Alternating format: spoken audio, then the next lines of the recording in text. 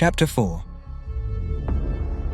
The setting sun painted the kitchen in warm gold as Alex burst through the front door, backpack swinging.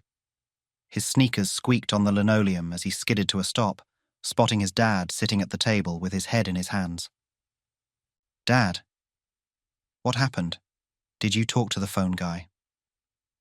Alex dropped his backpack and slid into the chair across from Mr. Peterson, heart thudding. What did he say? Mr. Peterson raised his head, looking thoroughly mystified. "He's gone, kiddo. Vanished without a trace." "What do you mean gone? Like he packed up and left?" "No. Like he was never there to begin with." Mr. Peterson scrubbed a hand over his stubbled jaw, brow furrowed. "I went to the same spot I bought your phone from, but there was no stall, no sign, no stock, nothing. I asked around, but none of the other vendors remembered seeing anyone matching his description. It's like he was a ghost." A chill skittered down Alex's spine. A ghost, indeed. He glanced at the phone, sitting quietly next to a bowl of speckled bananas. Half expecting it to sprout fangs and lunge, Alex picked it up. The screen remained dark and silent. "Well, that's weird." Alex turned the phone over in his hands, chewing his lip. "What do we do now?" Mr. Peterson sighed, reaching across the table to ruffle Alex's hair. "Not much we can do, sport. I'm sorry I couldn't swap it out for you.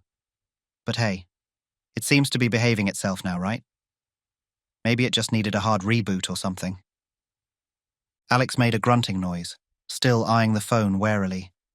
True. It hadn't so much as flickered once since yesterday's glitch fest at Jaden's. "Tell you what," his dad said, rising to start dinner. "Use it for a few more days, see how it goes. The second it starts acting wonky again, we'll take a hammer to it and get you a new one. Is that a deal?" "Deal." Alex mustered a smile, trying to ignore the tiny worm of doubt burrowing into his brain. He wanted to believe his dad. Yes, he wanted to chalk the whole thing up to a random beta test of a new app. But as he sat there, absently stirring his mac and cheese into an orange whirlpool, Alex couldn't shake the feeling that this reprieve was only temporary. The stall vendor's disappearance, the sudden ceasefire in paranormal activity. It was all a little too convenient, a little too neat. Like the calm before an even bigger technostorm. In the end, there was nothing for it but to wait and see. Alex brought his dishes to the sink and trudged upstairs, phone a dead weight in his pocket. He had a maths worksheet and a science project proposal to finish.